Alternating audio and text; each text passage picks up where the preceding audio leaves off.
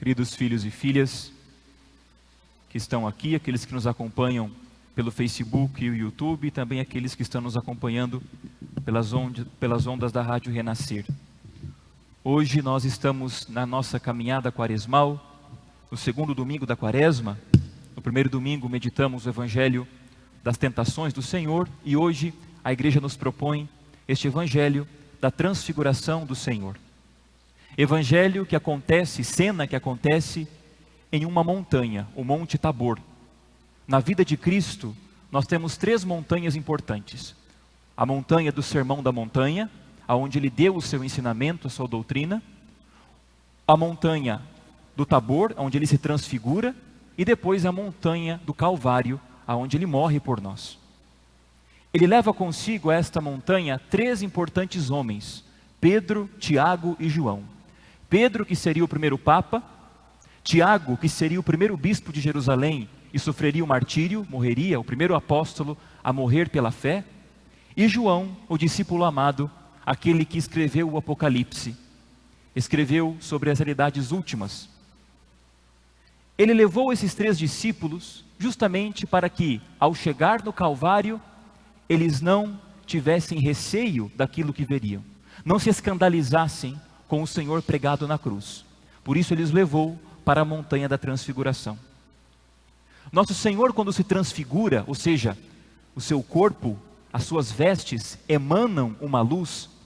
Não é uma luz que vem de fora, como um holoforte, mas ao contrário, é uma luz que vem de dentro, porque Ele é a luz.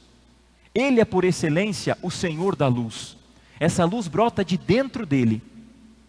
E esta beleza da divindade que brilhava desde dentro dele, reluziu através das suas vestes, que em outros evangelhos, os evangelistas vão narrar dizendo que nenhuma alvejadeira no mundo, nenhuma mulher poderia alvejar aquela roupa de tamanha brancura, porque a luz resplandecia pelas suas vestes. Era conveniente que isso acontecesse na vida de Cristo.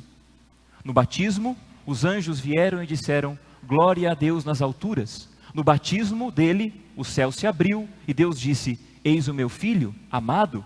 E agora na transfiguração, da mesma forma.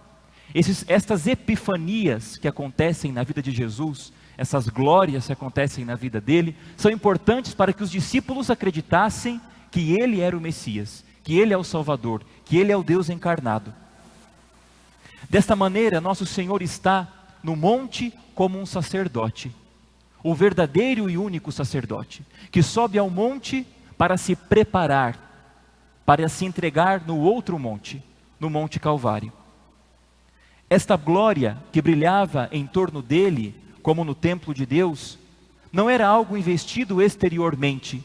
Ou seja, a glória que o templo tinha quando Deus se manifestava no Antigo Testamento, a nuvem da Shekinah, que o templo ficava cheio da glória, e todos aqueles que estavam ali poderiam presenciar a glória de Deus na tenda ou no templo. Era uma glória que vinha de fora, mas agora essa glória emana do próprio corpo dele, porque ele é o templo. Ele diz: destruirei este templo e reconstruirei em 3 dias. E São João disse, ele estava falando do templo que é o seu corpo. Por isso ele é o novo templo, da onde emana toda esta glória. Mas a expressão natural daquele que veio do céu, o milagre não era o brilho momentâneo, mas em que todo o restante tempo ficasse reprimido. Ou seja, milagre não era ver Jesus daquela forma. Milagre era os apóstolos viver com ele todos os dias e não ser daquela forma, porque ele é Deus. A forma natural dele andar no meio deles deveria ser essa, reluzindo, brilhando, porque é Deus a natureza humana. Mas Jesus conteve a sua glória, reprimiu a sua glória. Para quê? Para que aqueles que se aproximassem dele, se aproximassem por quem ele é, e não por um show, não por uma glória exterior, mas livremente, porque o amor precisa ser livre. Nosso Senhor está ali de forma reluzente e não mais cobre. Moisés no Antigo Testamento, quando via Deus, a sua face ficava brilhante, mas agora Jesus não cobre, pelo contrário, ele se revela. Quanto mais se aproxima da cruz, mais sua glória aumenta. Assim, não pode ser, às vezes pode ser que na chegada do anticristo, que virá no final dos tempos, se já não estivermos neles, Os cristãos precederão a cruz, ou seja, a última aprovação, com a glória. Pode ser que isso aconteça, que uma glória extraordinária brilhe nos membros de Cristo, assim como brilhou nele antes da crucificação. Desta maneira, Cristo é o templo da divindade. E aparecem dois homens ali, Moisés e Elias. Moisés representa toda a lei. Vocês se lembram que no Sinai, Deus deu os mandamentos a Moisés nas tábuas da lei. E Elias, que é o chefe dos profetas.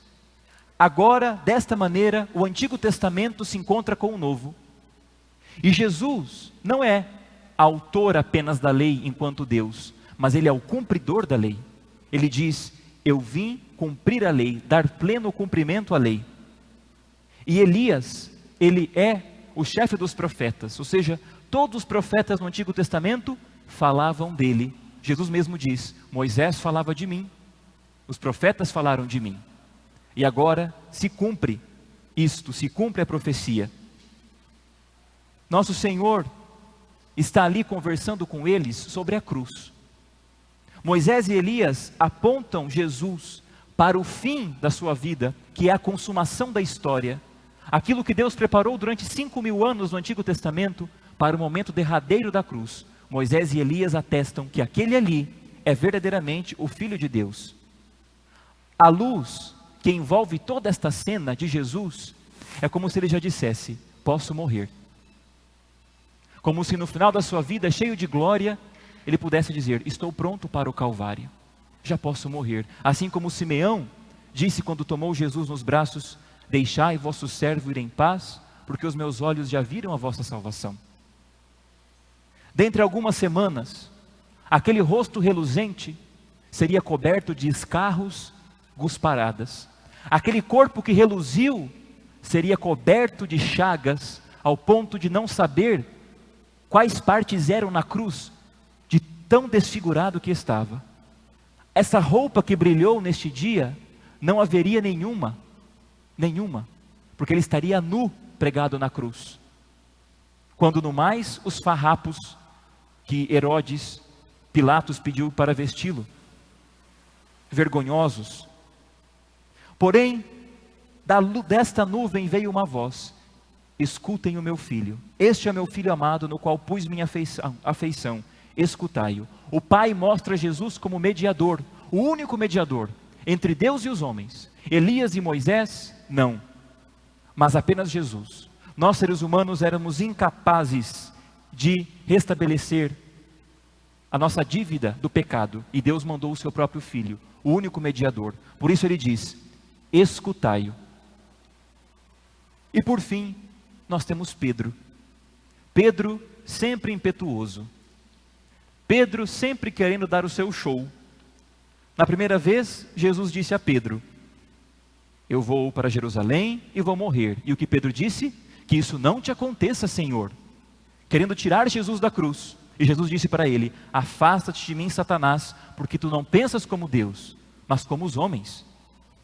Pedro, pela segunda vez, aqui quando diz: vamos fazer 3 tendas, uma para ti, outra para Moisés e outra para Elias, quer dissuadir o Senhor do caminho da cruz, quer que ele fique ali. Pedro é o porta-voz de todos aqueles que na história querem uma glória sem renúncia e sem sacrifício. Quantos cristãos hoje querem uma glória sem cruz e sem sacrifício? E uma glória que não seja uma luta contra o pecado dentro de nós, uma guerra contra o pecado dentro de nós. Alguns cristãos querem permanecer neste mundo, como nós ouvimos na segunda leitura. Alguns se comportam como inimigos da cruz de Cristo, de São Paulo. O seu Deus é o estômago, se contentam com os prazeres deste mundo, com a glória deste mundo. Meus irmãos, é como se nós fôssemos num banquete e nos empanturrássemos do aperitivo e não comêssemos o banquete principal. A glória deste mundo passa, as coisas deste mundo passam.